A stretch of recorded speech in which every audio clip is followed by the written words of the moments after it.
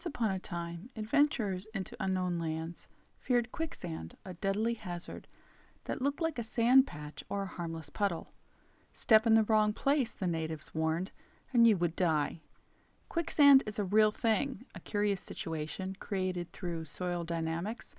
Makes for some spooky geology.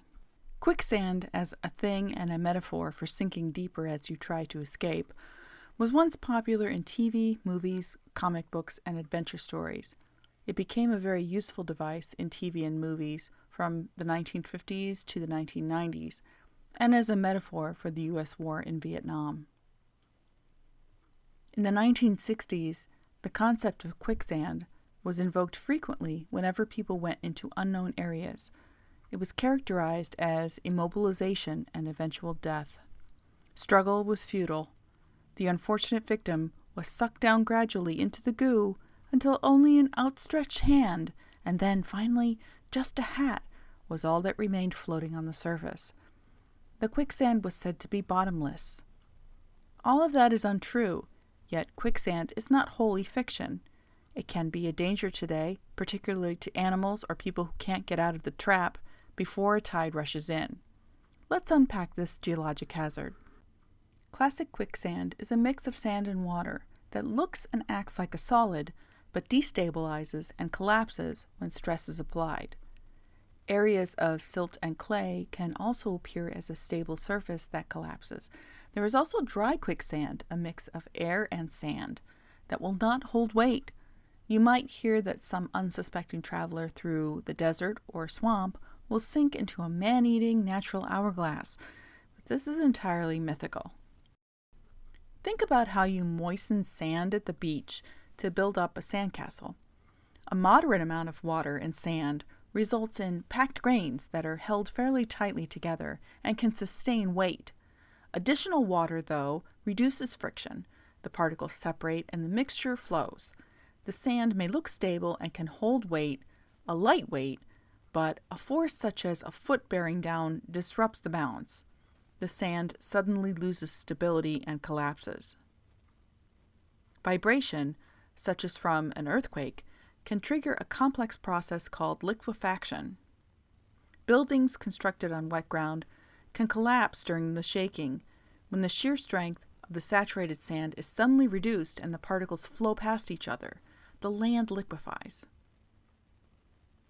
Natural areas of quicksand can be found where there is upward flowing water, like at the outflow of a spring, or near rivers, or on beaches where water is present just below the surface.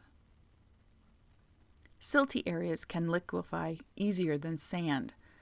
Clay deposits can exhibit thixotropic behavior and lose their shear strength suddenly due to vibration. Perpetually wet areas of mud and tidal flats are particularly dangerous areas to traverse. The quick in quicksand suggests the sand comes to life, but instead it gives way. Quick refers to how easily the sand changes character from solid to liquid. Quicksand pits are not bottomless.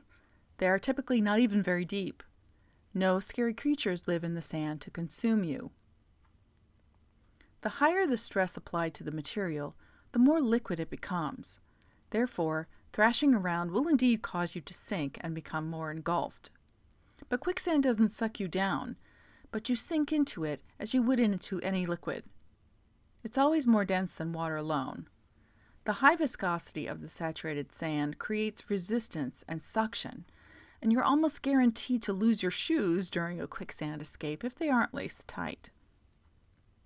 In 2005, researchers published in Nature how they simulated natural quicksand from a location in Iran using sand, clay, and salt water.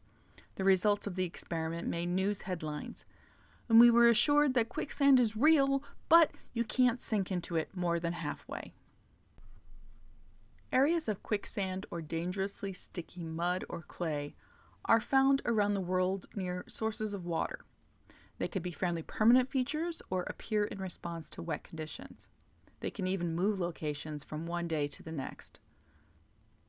Locally known as jelly sands, areas of quicksand occur around the Santa Ana River in California, posing a threat to horses who step into damp sand only to sink in.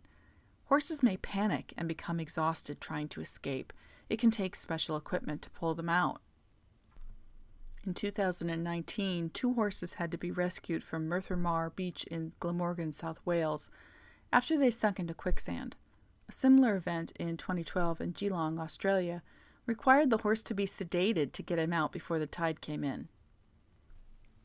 In 2004, a 78-year-old woman who frequently hiked alone in Arches National Park, Washington, without issue, became stuck in quicksand for 14 hours before rescuers helped free her.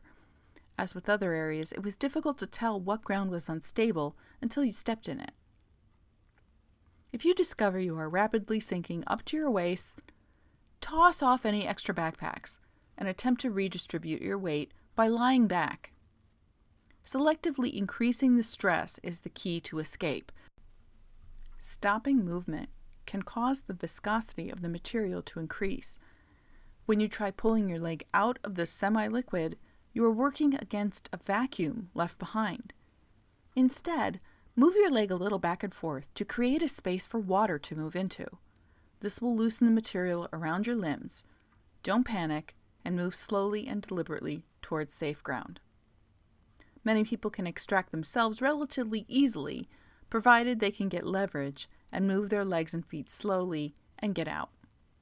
Most importantly, don't hike alone and be aware of hazards in silty, wet places. Don't fear the quicksand, just respect it.